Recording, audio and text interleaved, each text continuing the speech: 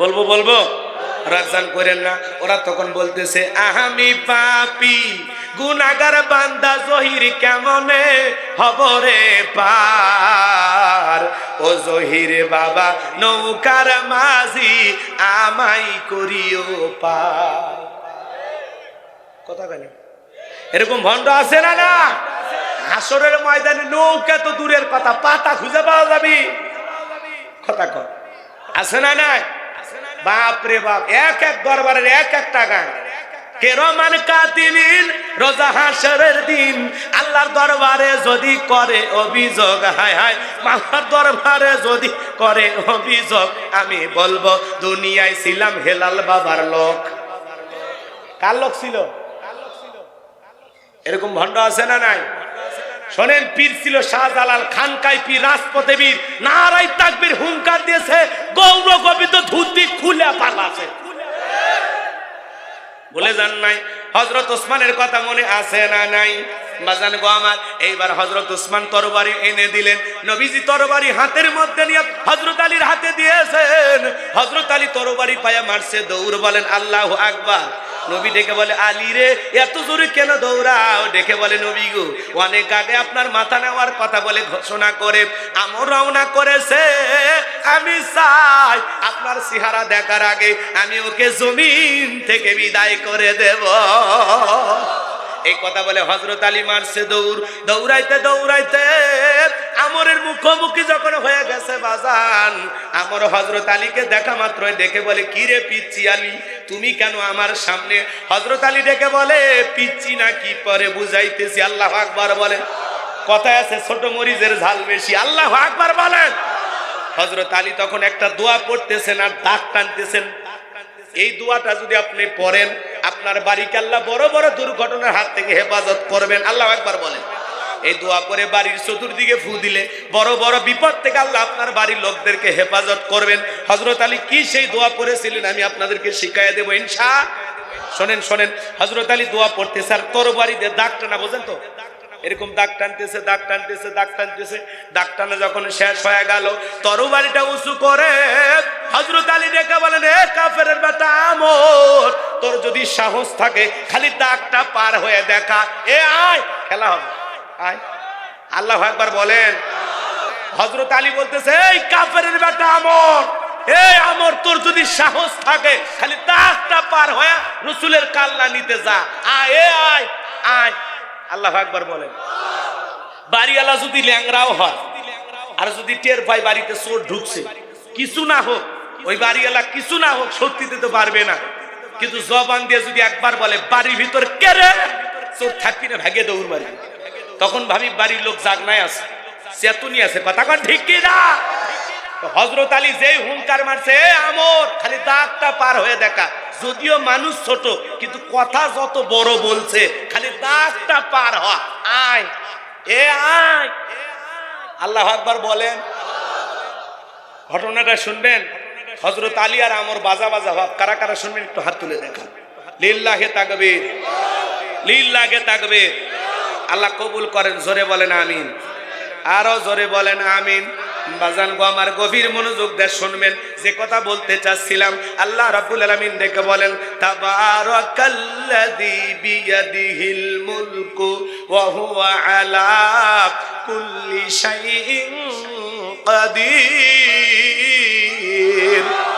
মহামান্বিত সেই সত্তা যার হাতে সর্বময় কর্তৃত্ব, রাজত্ব পাওয়ার ক্ষমতা, তিনি বলেন সর্ববিষয় শক্তিমান। তাহলে সকল ক্ষমতার একমাত্র মালিক কে?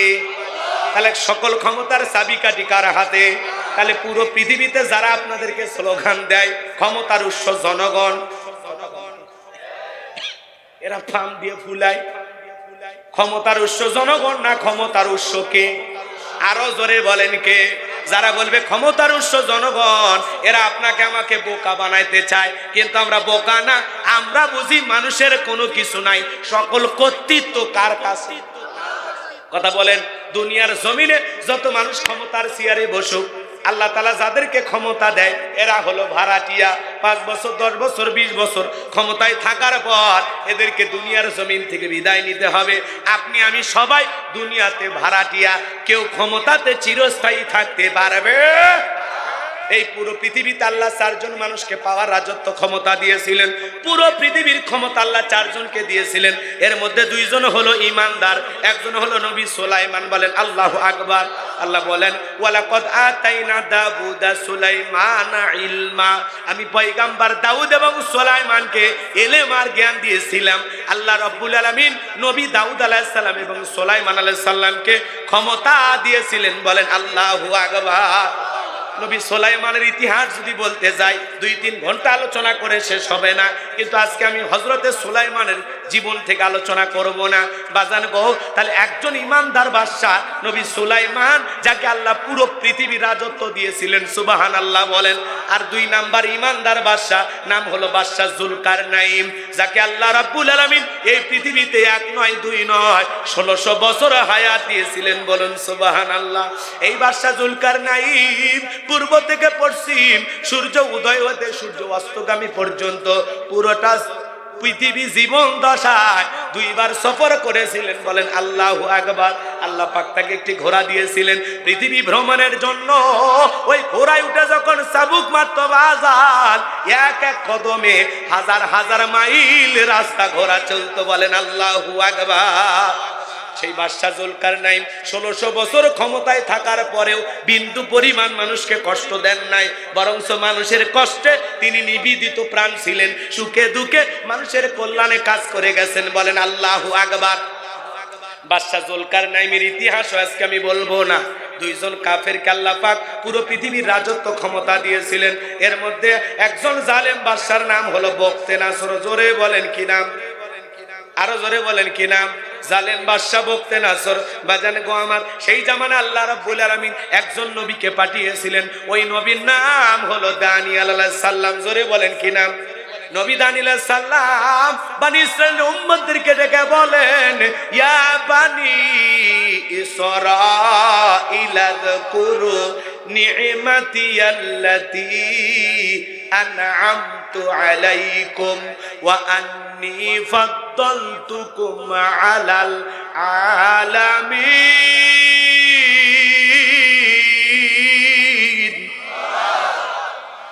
নবী দানিয়েল আলাইহিস সালাম ডেকে বলে, ও বনি ইসরাইলের উম্মতেরা, তোমাদের বাপ দাদা কৃতদাস ছিল, গোলাম ছিল, চাকর ছিল। সেই দাসত্বের জীবন থেকে আল্লাহ পাক তোমাদেরকে মুক্ত করেছেন, স্বাধীন জীবন দিয়েছেন। বিদায় দাম্ভিকতা করো না, অহংকার করো না, আল্লাহ তাআলার কৃতজ্ঞতা প্রকাশ করো, আল্লাহর দরবারে শুকরিয়া আদায় করো।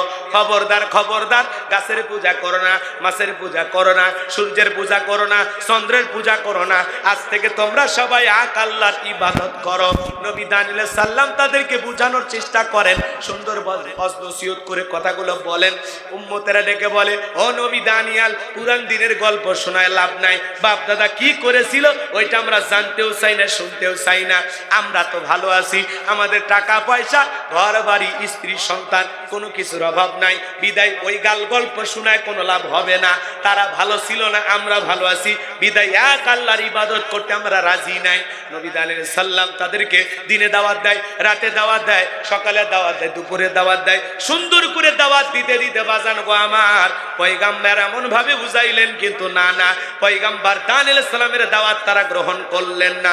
পয়গম্বর পরিশেষে তাদেরকে বলল, শোনো, কোন কওমের মানুষ, কোন জাতির মানুষ যদি দাম্ভিকতা করে, অহংকার করে, খোদাদ্রোহী হয়ে যায়, তারা যদি নিজেকে অনেক বড় ভাবে, আল্লাহ পাক তখন ওই কওমের উপরে, ওই জাতির উপরে 2 ধরনের আযাব আর গজব পাঠায়। একটা হলো আসমান জমিনের আযাব গজব দিয়া ধ্বংস করে দেয়, আর না হয় তাদের ভাগ্যে জালেম শাসক পাঠাইয়া দেয়। লিল্লাহে তাকবীর। নবী দানিয়েল তাদেরকে বুঝাইলেন, কিন্তু তারা কোনো মতেই বুঝ মানল না। তখন আল্লাহ রাব্বুল আলামিন এই দাম্ভিক জাতি বনি ইসরাইলের উপরে জালেম বাদশা বখতেনাসরকে পাঠাইয়া দিলেন। এইবার জালেম বাদশা বখতেনাসর ক্ষমতার চেয়ারে বসার পর হাজার হাজার নিরপরাধ মানুষকে গ্রেফতার করলেন। বাজান গো আমার, লুটপাট করতে লাগলেন, চুরি ডাকাতি ছিনতাই এমন কোনো ঘটনায় জানা ঘটতে লাগলো না। শুধু কি তাই, আল্লাহর নবী দানিয়েল আলাইহিস সালাম সহ তার ৭০,০০০ উম্মতকে জেলখানায় বন্দী করেছিল। কত ৭০,০০০ উম্মত নবী সহ জেলখানায়। তাহলে নবী মানুষ কোন জায়গায়? কথা কয় না ভাই, ঘুমাইছেন? আর যদি বলেন হুজুর এগুলো চলবে না, তাহলে দোয়া করে দিন। লিল্লাহে তাকবীর। কথা শোনেন, তাহলে নবী মানুষ কোন জায়গায়? জেলখানায়। নবী যদি জেলখানায় যায়, আমার মতো দুই একটা মোল্লা যদি জেলখানায় যায়, আপনারা কি মন ভেঙে যায়? কষ্টবান। মনে রাখবেন বাজান, চোর ডাকাত ছিনতাইকারী জেলখানায় গেলে মানুষদেরকে ঘৃণা করে, এদের জনমত কমে যায়। কথা বলেন ঠিক কিনা? মানুষের ভালোবাসা কমে যায়, ঘৃণা বেড়ে যায়। কিন্তু কোন হক্কের ওলামায়ে কেরাম যদি কখনো কারাবন্দী হয়, আলেমদের প্রতি মানুষের ভালোবাসা আগের চাইতে আরো বেশি বেড়ে যায়।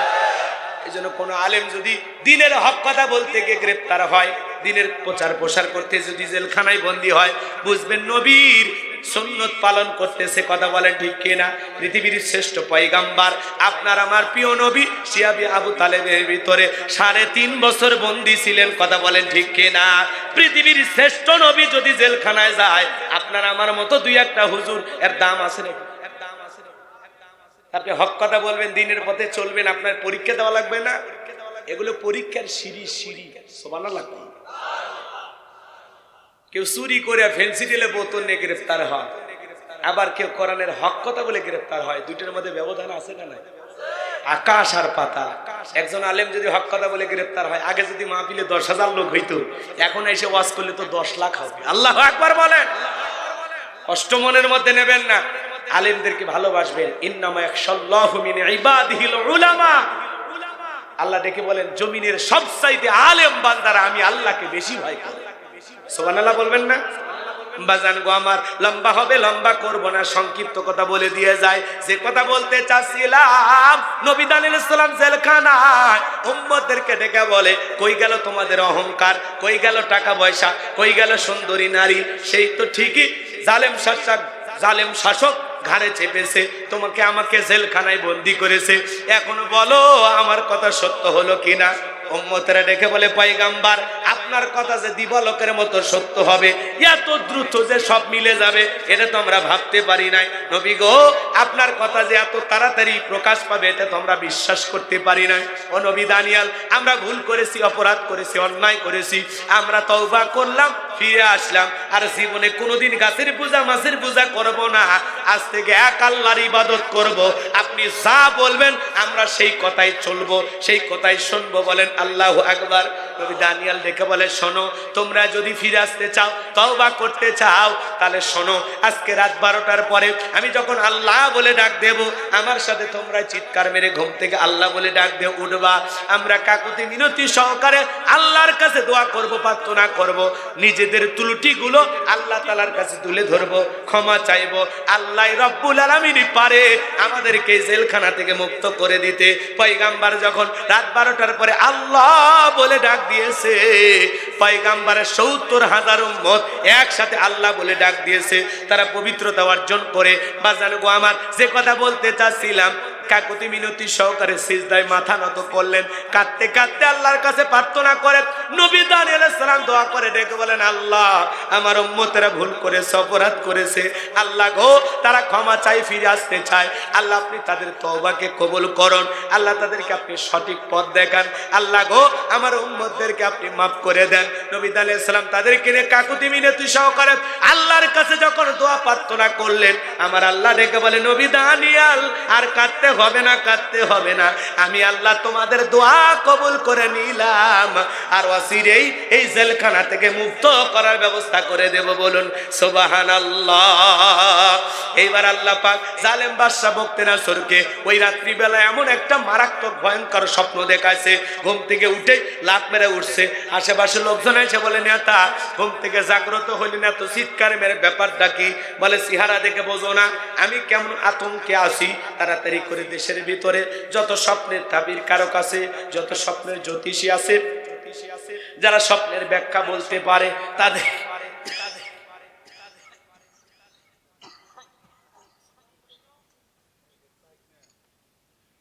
তাদের সবাইকে আমার দরবারে নিয়ে আসো যাও।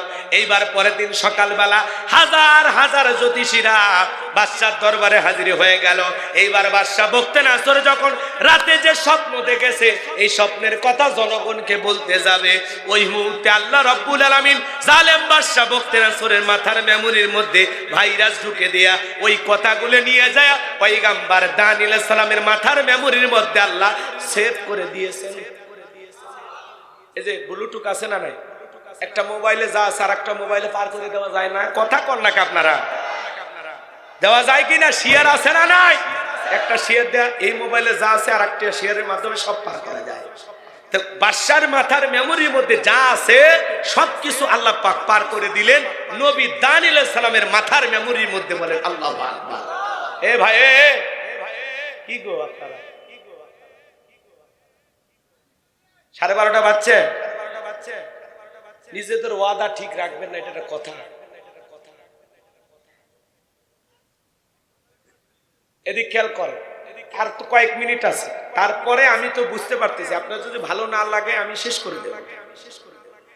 কষ্ট হচ্ছে আপনাদের না? পরিবেশ নষ্ট করবেন না, এটা খুবই খারাপ। কোরআনের মাহফিল থেকে এই অবস্থায় এই যে জুতা উঁচু করে নিয়ে যাচ্ছেন, এটা বেয়াদবি না? মানুষের মাথায় টুপি আছে, মুখে দাড়ি আছে, এগুলো বেয়াদবি করা যাবে। যারা ওয়াজ ভালো লাগে না একটু সাইডে বসবেন, আগে শুনবেন, ভালো লাগলে ভিতরে ঢুকবেন, ভালো না লাগলে চলে যাবেন। অনেকে আবার ওই যে মোবাইলে ওয়াজ শুনে তো শুনে কয় তো এগুলো হুজুরের ওয়াজ আমার মুখস্থ, হুজুরের ওয়াজ আমার মেমোরির মধ্যে সেভ করা। গোলাম রব্বানী হুজুরের ওয়াজ পকেটে, আর মশানি হালাদা কয় হুজুর ওখানে দেখিনি, বাস্তবে দেখলেন। এত তাড়াতাড়ি দেখার স্বাদ মিটে গেল। কথা কি বুঝতে পারছেন? ভালোবাসলে তার জন্য তো অপেক্ষা করতে হয়, তাকে সময় দিতে হয়। কথা বলেন না কেন? এতই ভালোবাসা কম, 10 মিনিট দেখতে আসছিলেন। আল্লাহ হেদায়েত দান করুক, জোরে বলেন আমিন। না ওই যে এলোমেলো করলে কথা খারাপ লাগে, সাজানো আলোচনা গোছানো আলোচনা এলোমেলো হয়ে যায়। কথা কোন ঠিক কি না? ভালো করে বোঝেন বাজান গো আমার। এইবার জালেম বাদশা যখন স্বপ্নের কথাগুলো বলতে যাবেন তখন আল্লাহ তাআলা স্বপ্নের কথাগুলো ভুলিয়ে দিলেন। সুবহানাল্লাহ বলেন।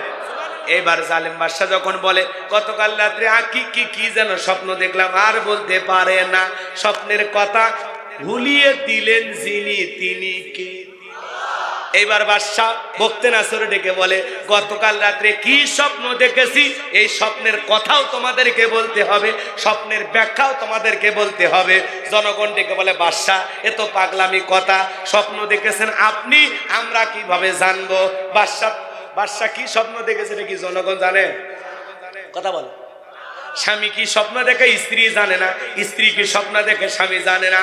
মনে করেন আপনি আর আপনার স্ত্রী এক খাটে ঘুমাচ্ছেন, আপনার বউ আপনাকে রাইখা ঘুমের ঘরে আর একটা ছেলের হাত ধইরা, বুঝেন নাই মনে হয় ওই যে মধুটেলে ইকো পার্কে ঘুরতে গেছে, আছে না নাই? এ বাজান গো আমার, আপনি যদি টের পাইতেন আপনার বউ আপনাকে সাইরা আর একটা ছেলের হাত ধরে পার্কে বেড়াইতে গেছে, কি মনে করতেন? বউরে ঘুম পাড়তে দিতেন? তার মানে আপনার বউ আপনার কাছেই শুতে থাকে, স্বপ্নে অন্য আর একটা পুরুষকে নিয়ে দেখে, আপনি টের পান না, বলতে পারেন? আপনার বউ কি খুলে বলবে? জীবনে বলবে না, জানে এই স্বপ্নের কথা বলে সাফা দাঁত থাকবে না। কথা কন ঠিক কিনা? আবার আপনি ঘুমের ঘরে আপনার বউকে বাদ দিয়া অন্য আর একটা মেয়েরে নিয়ে মনে করেন টাঙ্গাইল শহরে যায় ফুচকা খাইতেছেন, ওই মেয়ের মুখে তুলে তুলে খাওয়াইতেছেন। আছে না নাই? বান্ধবীর মুখে তুলে খাওয়াইলে কত সব। কথা কন সব আছে? কথা কন সব আছে? স্ত্রীর মুখে 1 লোকমা খাবার তুলে খাওয়াইলে, আল্লাহ রাস্তায় সদকা করলে যে সব, স্বামীর আমলনামা আল্লাহ সেই সব লিখে দেয়। বইয়ের মুখে খাবার তুলে দেওয়া লাগবে, আর আমরা যেই বান্ধবীর মুখে। সেদিন একটা ছবি ফেসবুকে দেখলাম, বাপ রে বাপ, ডাব একটা কিনে পাইপ লাগাইছে, মেয়ে পাইপ দিয়ে ডাব খাইতেছে, ছেলে আবার মেয়ের মুখে পাইপ লাগায় খাইতেছে, সেই সাপ। কথা কন ঠিক কিনা? সুন্নত পালন করা লাগবে, বিয়ের আগে না পরে। তুলে খাওয়াবো কাকে? বউকে না বান্ধবীকে? হ্যাঁ, বউকে তুলে খাওয়াবো, আল্লাহ কবুল করেন, জোরে বলেন আমিন।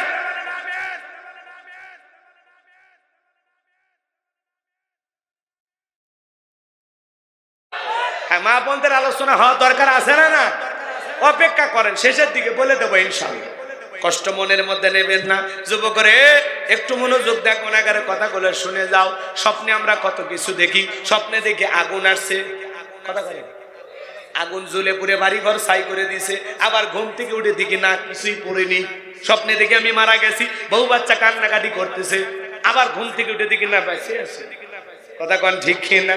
স্বপ্নকে কি দেখি বাপরে বাপ। কত যুবক নায়িকাদের ছবি ঘরের ভিতরে রাখছে, আর ঘুমানোর আগে একবার দেখে আর বলে হারে এরকম একটা বউ যদি ভাইতাম কপাল খুলে যেত। ঘুমের ঘরে স্বপ্নে দেখে নায়িকা আর বুকের ওপরে। কথা কোন ঠিক কিনা?